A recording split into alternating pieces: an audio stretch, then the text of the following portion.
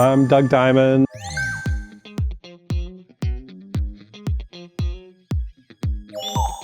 I'm a financial economist, economic theorist. Most of my work has been to do with liquidity, financial crises, and problems with debt, short-term debt, bankruptcies, restructuring of debt, and sort of those very microeconomic topics sort of fit together to think about something to do with macroeconomic issues like financial crises and depressions, things like that.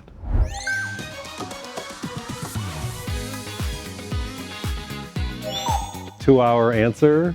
The reason it's a two-hour answer is that too much short-term debt in the capital structure of either a bank or a corporation, a business, can cause troubles, but there's certain beneficial aspects, good things about having short-term debt, because you're more likely, if you're a borrower, you're more likely to be willing to pay it back than you are to pay the short-term debt back quickly, than you are to sort of keep money around in your business to pay long-term debt later. So if you're having a hard time raising money and you're trying to raise as much as you can, or it's your last chance to raise money, you're going to use short-term debt. But that's because it sort of uses up all your buffer against uncertainty about how much you can actually have around to pay. So it's a nice sword on borrowers to get them to pay, but too much of that sword is quite dangerous. Also, short-term debt from the point of view of the person who is lending the money, like a depositor in a bank or a corporation or person, short-term debt is very nice because it's liquid. And if you need your money, you just wait until the debt matures and you get it. You don't have to sell it, or you don't have to negotiate with the borrower to get them to pay. So short-term debt has good things and it has bad things. So when I think about that, it makes it a little complicated, because you can say you need not too little, not too much, just right. So that's why I said that wasn't an easy yes or no question.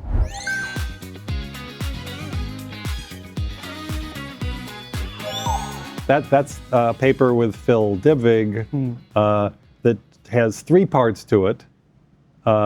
First part is, why do banks issue short-term liquid claims?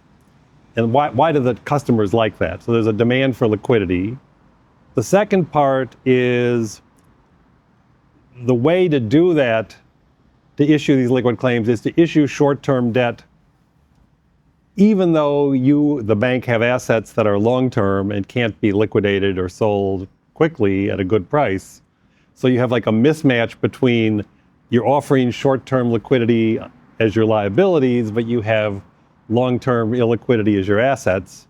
So the second part of the paper is that in creating this liquidity that the first part says you should have, the second part says it might leave you vulnerable to a run, because by offering this asset this deposit that's more liquid than your assets, it only works if people don't all come for their money at once. And the third part is about, if that's what banks are doing, creating liquidity which people like, leaving themselves vulnerable to runs which people don't like, why fancier contracts the bank could write, or even more broadly, how government intervention like deposit insurance can let the bank do the good things, provide liquidity, without the bad things, the runs. So it's three parts. The paper with Philip Dybvig puts those three parts together. And then I mentioned the short-term debt before. The thing about short-term debt is the liquidity reason that depositors, households, consumers, businesses like short-term deposits, because if they need their money in a hurry, they can get them without selling them at a loss.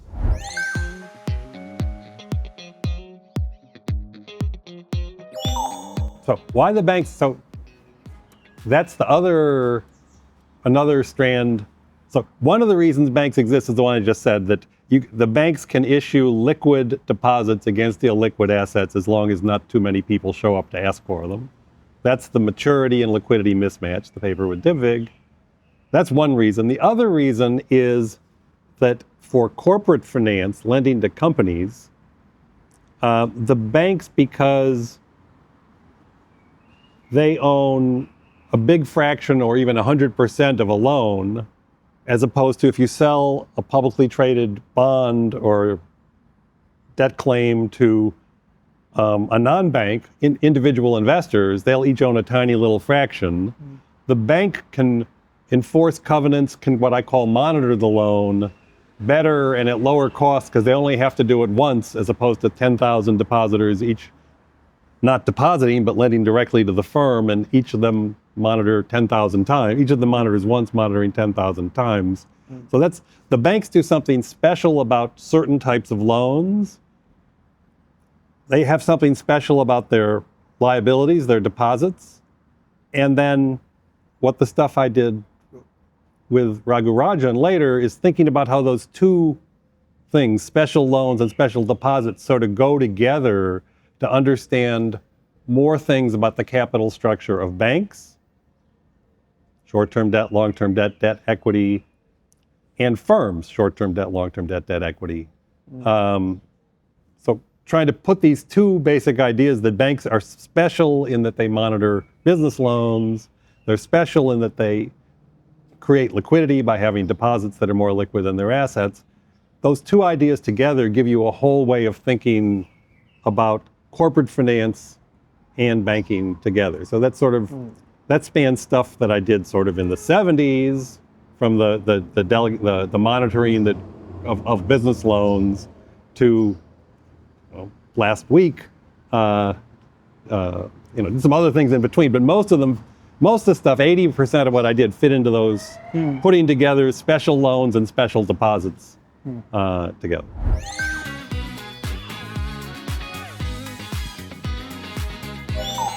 The business finance or finance role of the lending role of banks is to convince businesses or people who don't want to repay anyway. So that could be monitoring, that could be threatening to go to bankruptcy court, threatening to take your collateral, your house away from you, things like that. So there's a naturally adversarial condition between banks and bank borrowers. And then, in a certain sense, the bank is working on behalf of the depositors to collect those loans. So maybe there's less conflict of interest. You shouldn't hate the bank there. On the other hand, in almost every country in the world, the banks are not perfectly competitive. They have a certain amount of monopoly power in deposit markets, market power, so they earn a pretty big spread between what they pay on deposits and what they earn on loans. So some of the money the bank makes isn't just because they're good at making loans, it's because they're good at raising cheap deposits. So split the cheap deposits into two parts. Cheap deposits are cheap partly because they're very short term. You can take your money out at any time. You have to pay a lower interest rate to make the bank be willing to do that because it causes special risk for the bank. But also, if you want a bank that's sort of near your house, you don't usually have hundreds of choices. And people tend to be a little bit lazy about shopping around to change banks, and the banks make it hard. So there is this market power. So you should sort of resent the fact that your bank makes a lot of money off of you, but it's not like you should get rid of the banks. The other thing is that the special monitoring of loans of businesses that have a hard time being induced to repay, that says banks naturally are good at lending in markets where there's lots of conflicts of interest with the borrower. So if you see the bank has lots of conflicts of interest, it may not be because the bank created a conflict of interest. There was one there. This borrower is very intransigent, unwilling to pay, and unless we keep a close eye on them, they're going to lend all their money to their brother-in-law or sister-in-law, and we're never going to get repaid. So that person with the very corrupt brother-in-law or sister-in-law is not going to be able to go out and just sell bonds to the individual investors. They're going to say, no, we know these guys are potentially sort of crooked, but if we keep an eye on them, even though they're potentially crooked, we can do it. Now, crooked is a little bit strong, The conflict of interest may not be lending money to your brother-in-law and sister-in-law, but like expanding business in a downturn because you think the downturn is about to end. Whereas the people whose money is going in there may say, look, there's a downturn, we'd like our money back right now. We don't want you gambling with it right now, even if it's a good gamble. So conflict of interest and banks go together. Whether the banks cause the conflict or they just are attracted to help resolve conflicts is an important thing you should keep in mind whether you're thinking the banks are the enemy or not. But the banks clearly make money at the expense of people who are not paying attention, but that's on them. They should just pay attention and change back. House is worth 10, you owe me 9. I'll take the house. I probably won't try too hard. I'll sell it for 9. You lost your house and you get nothing back. Now, in a financial crisis, sometimes what happened is, I lent you 10, the house is worth 3. So now the bank has to think, well, maybe we should just pretend that the loan is not in default, and we'll extend it a little bit, and then you could get to live in your house. But if every bank does that, then everybody knows the banks are broke because they have deposits of 10 and houses worth 3 backing up their loans. And then we can get time to get your money out of the bank. That's one reason, not the only one, but that's one reason you get financial crises in periods like 2008, when, particularly in the US, but in general, housing prices fell quite a bit.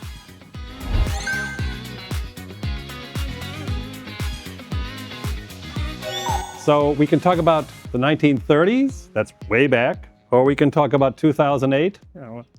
Both times, the crisis got worse because people knew that the crisis was so bad that people were pulling their money out. They were pulling their money out of traditional commercial banks in the 1930s. They were pulling the money out of investment banks like Lehman Brothers and things like that. And it wasn't the little people pulling their money out, it was the other firms in the industry, because they sort of knew that Lehman Brothers was not long for the world. Maybe they were not broke if they just stayed around, but everybody thought maybe they weren't going to stay around. So then if they didn't keep their financing around for a long time, they were going to be broke. So we could get the feedback of fear itself and self-fulfilling prophecies.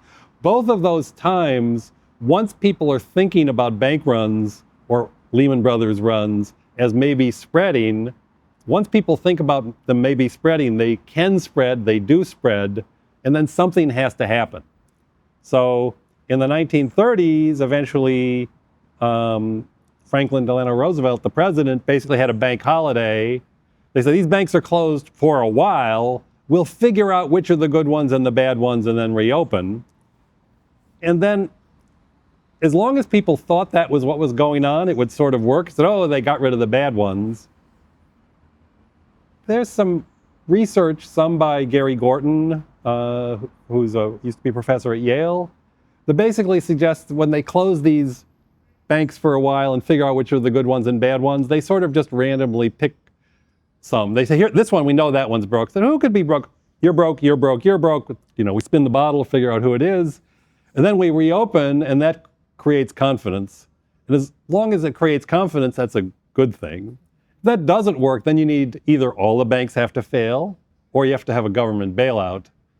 And then it could be that even though government bailouts are bad things to anticipate because it takes away some discipline of bank runs, they could be a good thing in the moment because it's better than all the banks failing. We saw the same thing in 2008 after the Lehman Brothers run started to spread into the whole financial sector in the United States and elsewhere in the world. Effectively, they needed to do something. So these weren't commercial banks, so they couldn't just increase deposit insurance because there wasn't deposit insurance. So they had a stress test, which was sort of like this thing they did in the 1930s of say, we're going to close the bad ones, then tell you who the bad ones are, and then if we tell you the good ones are good. That sort of worked in the United States. And then the ones that were not passing the test got government capital, which was like they got preferred shares that the government put in. So the government injected some money into the bank to make the ones that weren't so solvent more solvent. And that worked. That worked. And it was sort of like, it could have been spin the bottle, just randomly pick a few. But because it said we're going to inject some capital into all the ones that are still around, it was a confidence-building maneuver. It was actually a solvency-building maneuver. Insolvency is when you fail just because you're broke, not because people are afraid you're broke. Liquidity problems are when you're potentially failing because people think you're potentially failing, fear itself. So the US thing sort of dealt with both of them. Now, since we're sitting in Spain, the Europeans did the same thing. They had a stress test, and they announced that everybody passed, right, including all the banks in Greece. And they were just fine. The public didn't believe that. So it's like you spun the bottle, and you can say, well, look, the bottle spun, and the sun didn't come up yesterday, didn't come up the day before yesterday, didn't come up the day before that. I said, wait a minute, I saw the sun come up yesterday, so I don't believe that they actually had a real stress test. So that didn't slow things down. And then eventually, the European regulators partly had problems because there was a very fragmented financial system, financial regulation system, financial supervisory system within the European Union. Eventually, the euro crisis passed, and some of it really passed with Draghi's statement of whatever it takes, which is sort of like liquidity, bailout, whatever. Don't worry about bank failures. So that if you have the fear of fear itself, whatever it takes is a good thing to say, as long as whatever it takes means something. I mean, I could say whatever it takes. I personally, Doug Diamond, will bail out all the banks. If you looked in my bank account, you would know that I couldn't do that. But if you're head of the European Central Bank, maybe yes.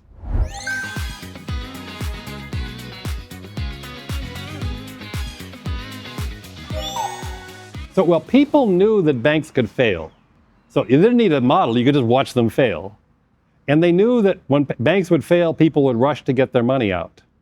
So there's 3 ways you can think about it, and the 2 of them are pretty close to it. The first one is, these banks are broke anyway.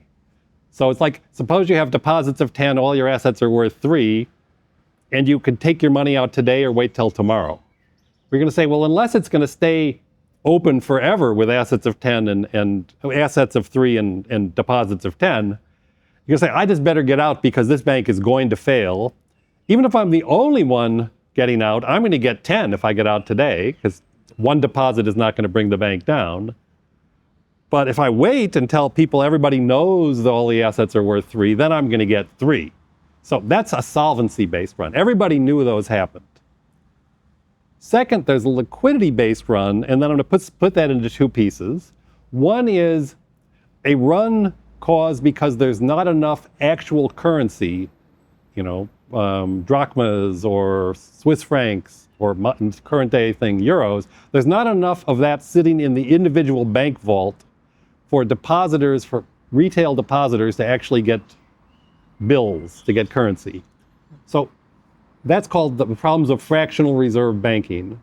So people knew about that, and that one's pretty good. If you owe 10, you have 10 in deposits, you only have 3 of cash in the vault, you're in deep trouble if more than 3 show up.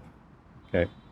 So that was if we go to the later than the 1930s, there's a movie called It's a Wonderful Life that talks about there's not enough cash in the vault, your money's in Joe's house, things like that. So people knew that fractional reserve banking could cause runs because there's not enough for everybody.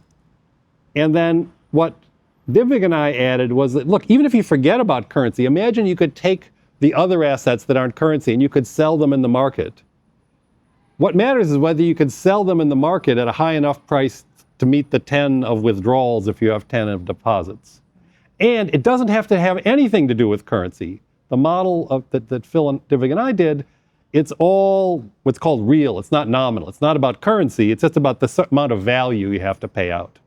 So once you're promising more in value to your depositors who are short-term, then you could give everybody, if everybody asked for it at the same time, then you're subject to a run.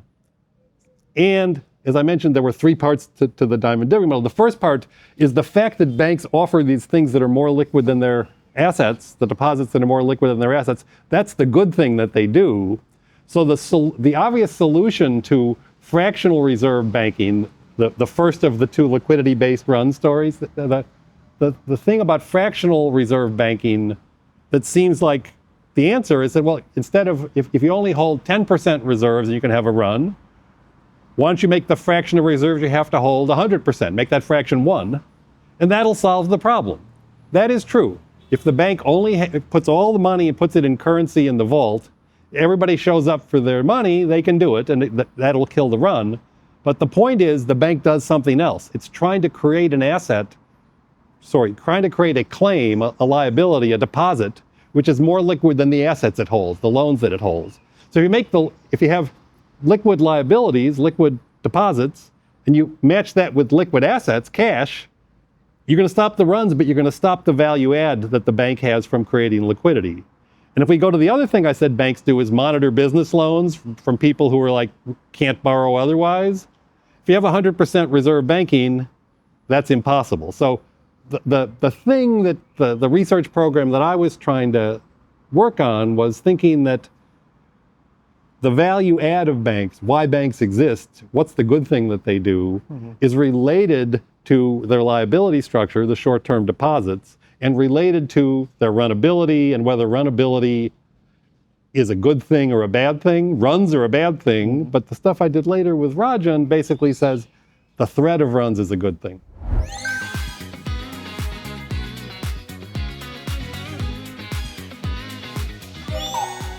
So the Nobel Committee mentioned primarily my thesis, which was this thing about monitoring loans, that's financial intermediation and delegated monitoring.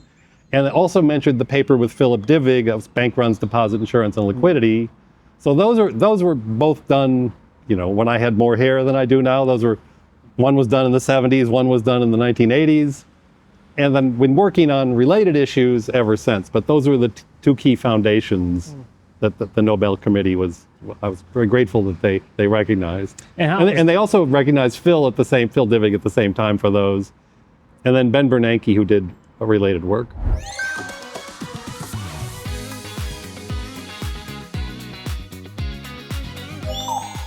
The short list for the Nobel Prize is very long.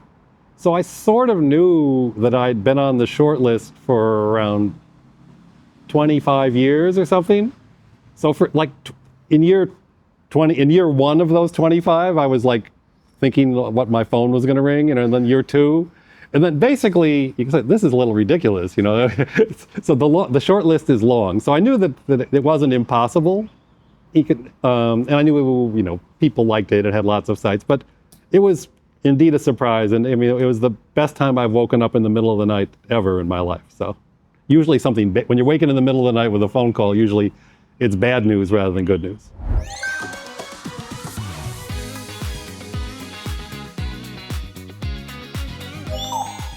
My life has pretty gotten back to normal. It's changed it some.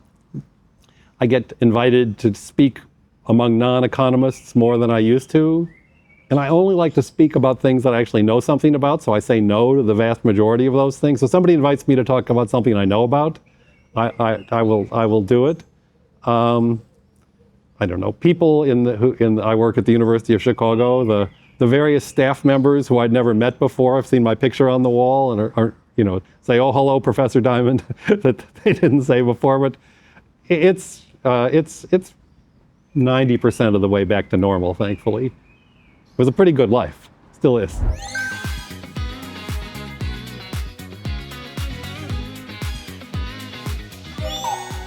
I feel more as a celebrity. I don't really, not very comfortable being a celebrity. Yeah. So, there was particularly the year that I won the prize and went off to Stockholm and people were taking my picture and all that. So I did feel like a celebrity that year. And I mean, it's, I don't know. If I'd wanted to be a celebrity, I probably wouldn't have become an economist.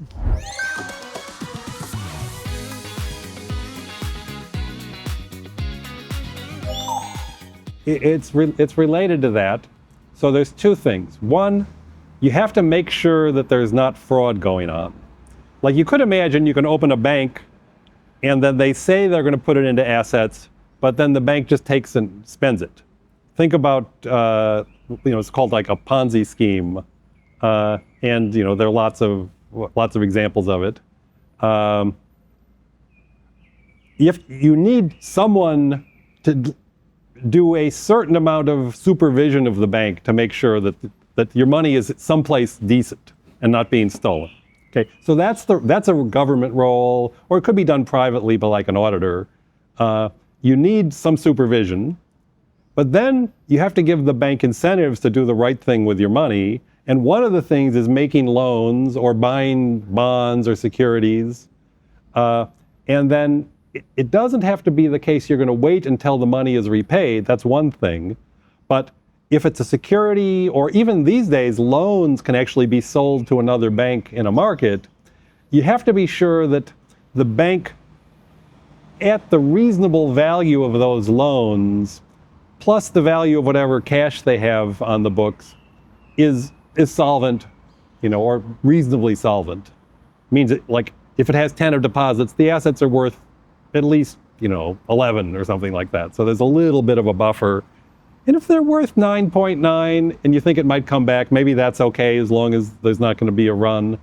But you do have to have a certain, because you're delegating to the bank, not just the monitoring of the loans, but the decision over which loans to make and what type of investments to make. You do have to have some faith in their skill. They have to be good at the way they do, and their incentives to make sure the way they get bonuses, the bankers and the people who do trading within banks get bonuses, to make sure their incentives, those employees' incentives, from the boss, the chief executive officer, down to anybody who takes a decision about where the bank's money is going, make sure their incentives are somewhat aligned, well aligned with the depositors, maybe outside equity holders, and to the extent that there's deposit insurance, which there is in essentially every developed country, that they're not too disaligned with the deposit insurer's interest, who's like a certain type of a debt holder. So you have to be concerned, and if bank supervision as regulation is doing its job, you could have faith that the supervisors and regulators are keeping your money safe. And then if it's not safe, then that the related government entity called the deposit insurer is good for the money. So if the government who's behind the deposit insurance isn't good for the money, then that can be a problem. You can get these things called doom loops, that where if the government becomes insolvent, then the deposit insurer is insolvent, then you get the bank runs, and then that's bad for the economy, which makes the government even worse. So, you got to have faith in the supervisors, faith in the regulators, faith that the government is solvent. In most times, in most developed countries, that's fine. If the government starts to spend too crazily and doesn't ever raise taxes, just borrows more, like we've seen in Argentina in the past, like we maybe see in other countries around the world, including the U.S. At the moment, then this idea that the government can back things up because they're always solvent could be questioned. And I think there's enough pushback against governments going too far with debt right now that I think it's not going to be a problem.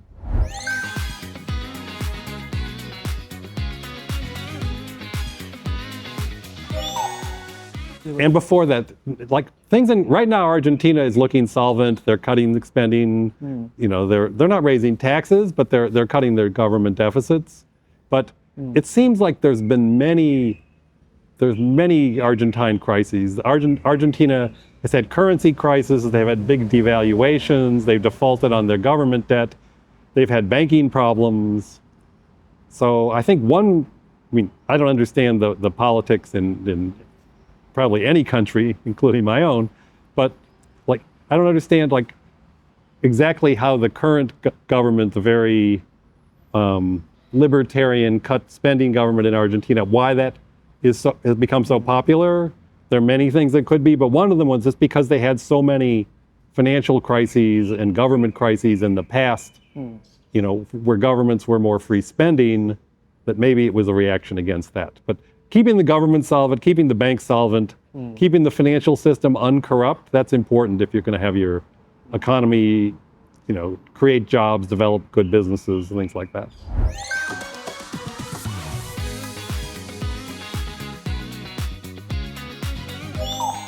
there's several reasons people will be raising their money. One is pulling their money out. One is it wasn't a scam and bad luck happened.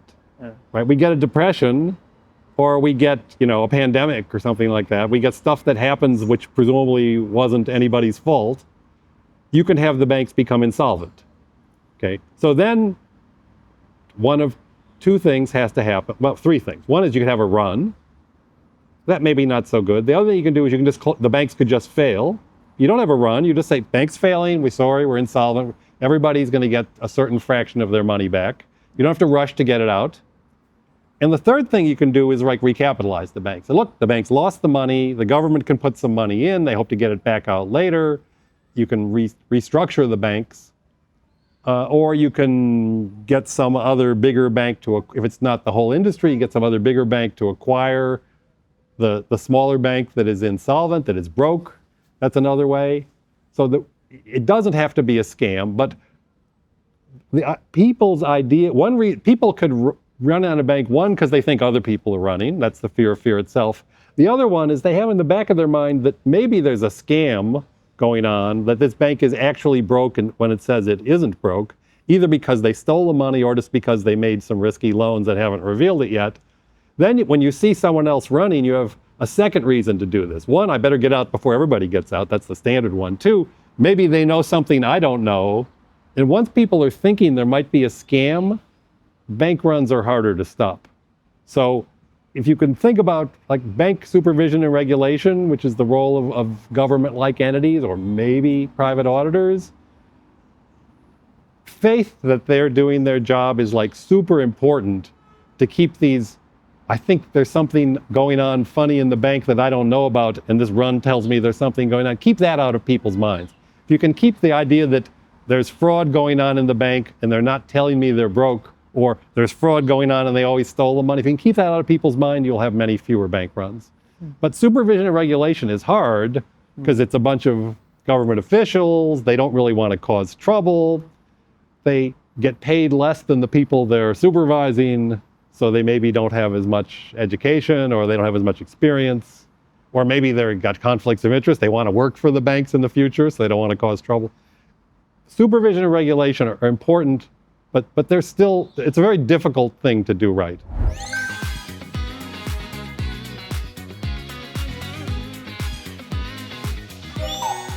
So, I mean, I'm pretty standard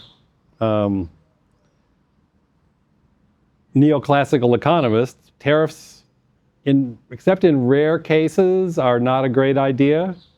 If there's imperfect competition that differs across different industries, so that the markups are higher in one industry than other than you could imagine a little bit of role for tariffs on a very nuanced basis. But thinking of tariffs as something that makes a country better off if you get them high enough and you don't use any foreign goods, I don't know any reasonable economist of any persuasion, left wing, right wing, empirical, theoretical, I don't know any of them who think that's the role of tariffs. So raising tariffs to very, very high levels is just a bad idea. And it can cause unexpected losses in different industries in a country, their export industries or their import industries that bring in a lot of intermediate input goods. So you could imagine that you can get a financial crisis out of very high tariffs.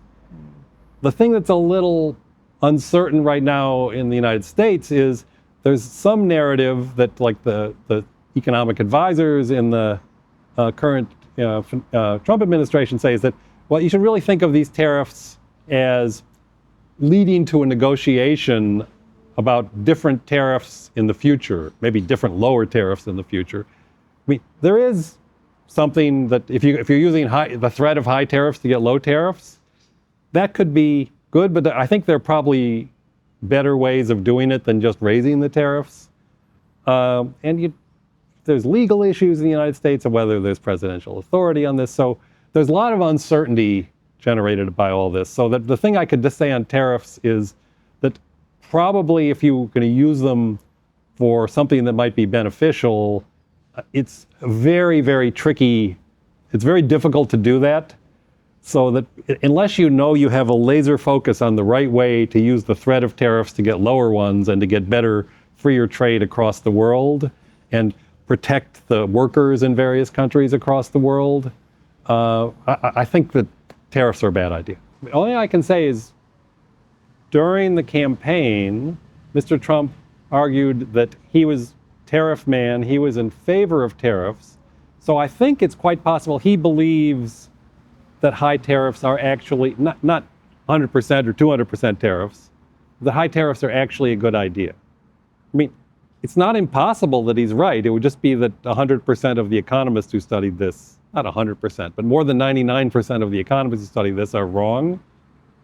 And most of the views that economists have about how tariffs work, it was originally based on the data, how they turned out in the 1930s, Smoot-Hawley and before that, how low tariffs and international trade benefited lots of people. Most of it is based on data, and then based on that data, economists, in the 18th and 19th and 20th centuries, and some in the 21st, have come up with theories that really explain why, even though it looks like tariffs could be a good thing, they're actually a bad thing when you think about all of the equilibrium responses. So I don't know. I can't believe that the good economists who are working for Mr. Trump actually think tariffs are a good thing. But when you listen to them, they tend to talk about, we're going to use this for a good negotiation. So it's hard to know. And maybe part of the goal is you don't really want to know where they're coming from, so they're hard to negotiate with. But it's entirely possible that Trump and some of his advisors think that, high tariffs are a good thing. So I think the traditional response to try to be, how could you use threats or negotiations to get lower tariffs? I think the idea was that if you did one of these multilateral things, like the General Agreement on Tariffs and Trade, or some of these regional agreements, like the North American Free Trade Treaty, that if you negotiate with a bunch of people who all get their tariffs down, that sort of works more effectively for everybody than if it's just two countries at a time, because they can agree, the two countries can agree, we'll lower our tariffs and we'll raise them on other people. So trade is most economists would agree with me that trade is a good thing, and you don't want to get your balance of payments deficit between every pair of countries down to zero. Because it could be that one country has something that country A has something country B likes, but country B doesn't have what country A likes. What country B has is something country C likes, and they can then buy something from country A. So we'd all, some would run a surplus, some would run a deficit, particularly if one of the things we like is the financial assets of that country. If people like US government treasuries, then they're going to hold them. If they got to hold more treasuries, they got to get something in return so they can get the US gets some cars in return. So getting balance of payments deficits down to zero by every country, or getting even worse, trade down to zero across every country and everyone being self-sufficient, I don't think anybody in the world thinks that's a good idea. I would agree, I would guess, put high odds that Donald Trump doesn't even think getting trade down to zero is good. He seems to think that getting trade deficits down to zero is good, but that means you can't do any lending and borrowing across, just from accounting, you can't do any lending and borrowing across countries.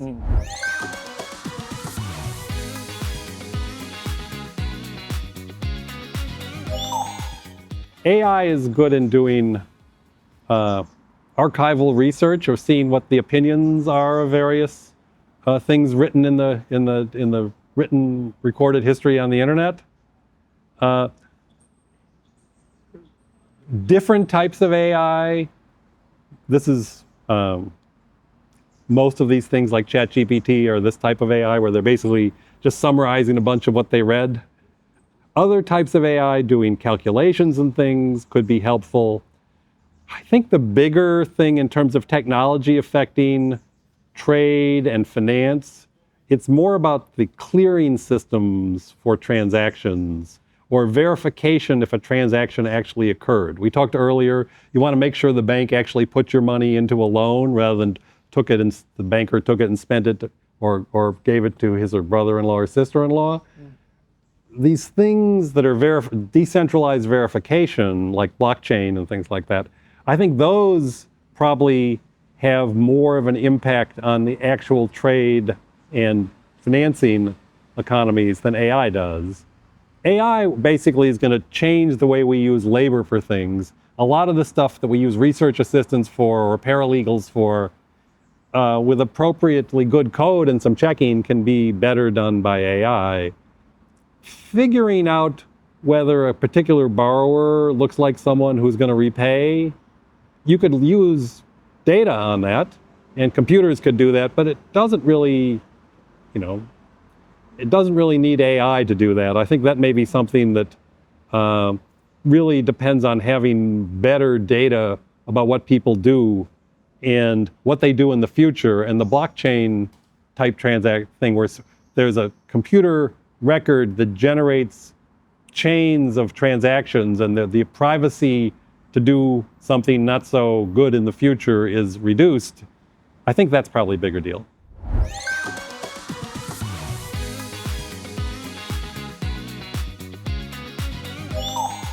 I mentioned the banks make a certain amount of money right now because depositors are fairly sleepy and don't change banks very much. No cryptocurrency that currently exists is useful as a means of payment to pay your bills with unless you're doing illicit, illegal activities, because the costs of a payment are just so huge. If you and I were going to change, 1,000 euros, it would just be prohibitively expensive for us to do that on the blockchain, and it would take a while. So it's not really there. Cryptocurrencies are one thing you can use the blockchain for, and moving certain transactions away from trusted intermediaries toward something like the blockchain where we just can see what everybody else is doing, that is going to affect the banks. So the cryptocurrencies are going to compete with government money. That'll make the amount of money the government makes from creating money go down. It'll make the amount of money the banks make from paying low interest rates on the deposits go down. But I don't think they're going to be replaced by cryptocurrency. But I think the blockchain, which makes cryptocurrency work, is going to replace a lot of the other roles of banks. So, I wouldn't, predict that that cryptocurrency is going to be driving government fiat money out of business, both because it's not, it's cheap to use, it's currently expensive to verify all these transactions, and because the governments write the laws and have the ability to limit what the cryptocurrencies can do and to wipe out the money the government makes is called seigniorage. The seigniorage profits, the government profits from creating money, the governments are going to protect those. And it's not just to protect them, but because we want to keep the system stable, if the government's going to be backing it up, it sort of needs to be involved in it.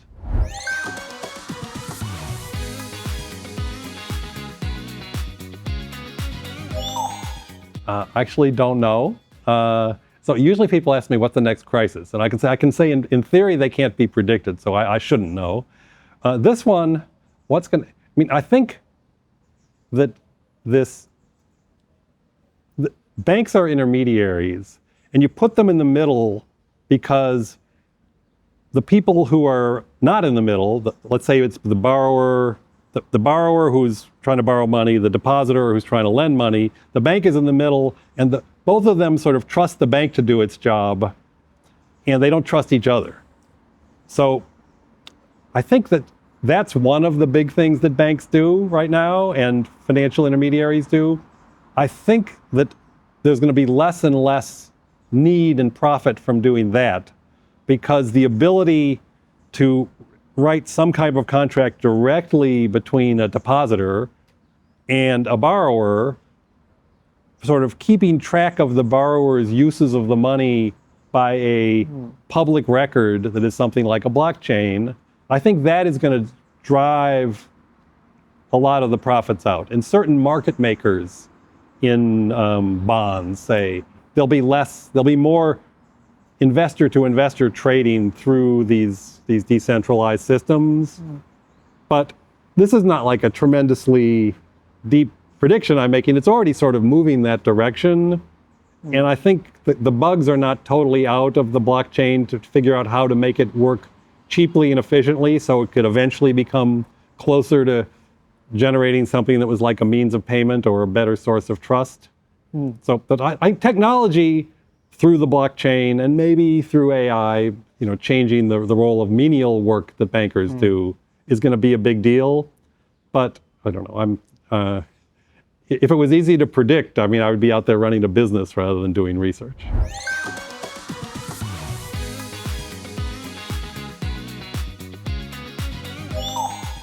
Well, there is some of that.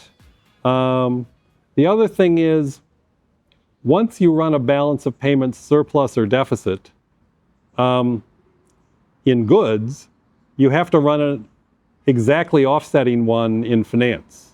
So unless every country is going to have a zero balance of payments deficit in goods, so I'm going to buy exactly as many cars from Japan as I sell them computer chips, there's going to be a gap. Then unless there's a gift, there's got to be payment. And the payment, if it's not today, it's got to be in the future. And if it's in the future, there's got to be borrowing and lending. So that's the simplest answer, that lending across countries doesn't have to be one country lending to the other. It's the citizens of one country lending to the government or citizens of another country. That's just unavoidable.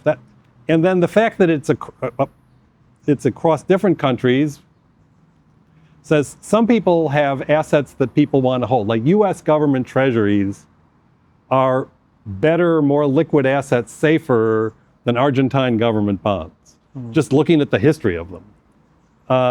So it seems like more people, when they're going to be lending money to somebody, are going to want to lend it to the US government than the Argentine government.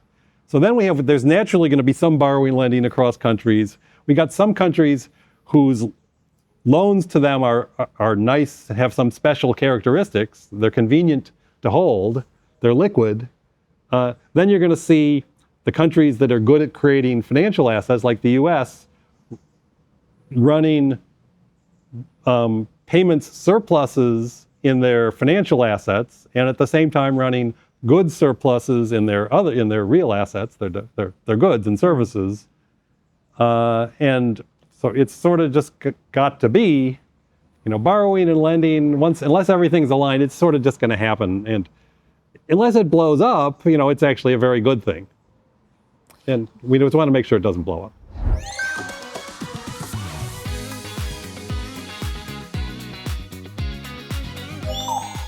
I like these prizes. I think I like prizes particularly when there's no rush to give them. Like there's certain ones that which I still like, that are only for very, very young people, like 5 years out of graduate school, 10 years out of graduate school.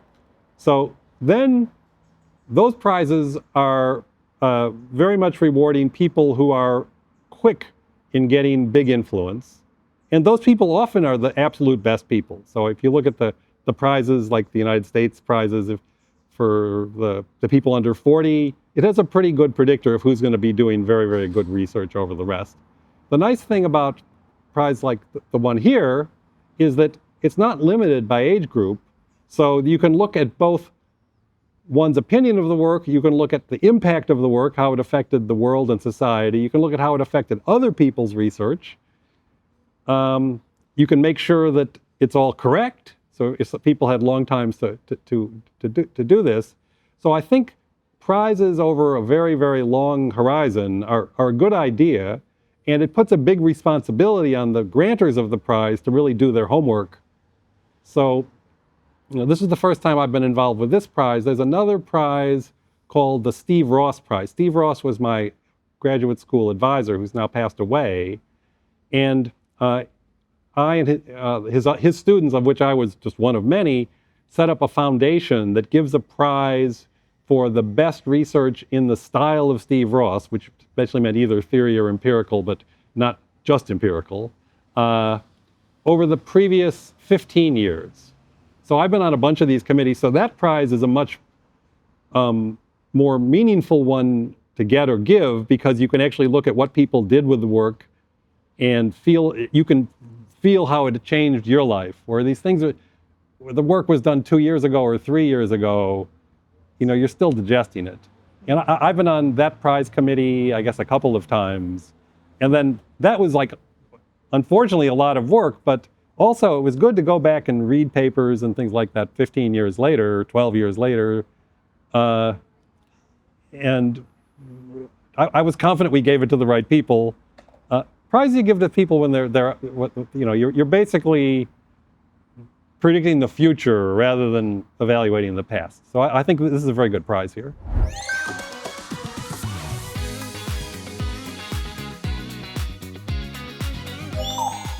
So an important message to people who are thinking of getting into doing scientific research. It's a process, doing the research is a process that requires a lot of patience and diligence.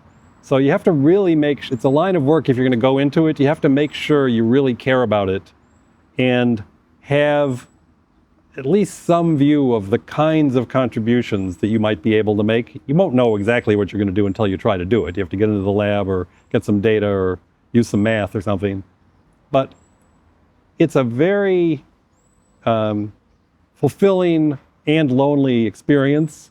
And if you know that, you know what you're getting into. And it's important to keep, this is advice I give myself, to keep that in mind when you're choosing projects to work on. And you can easily choose a project which will get a lot of attention and written up in the newspapers today.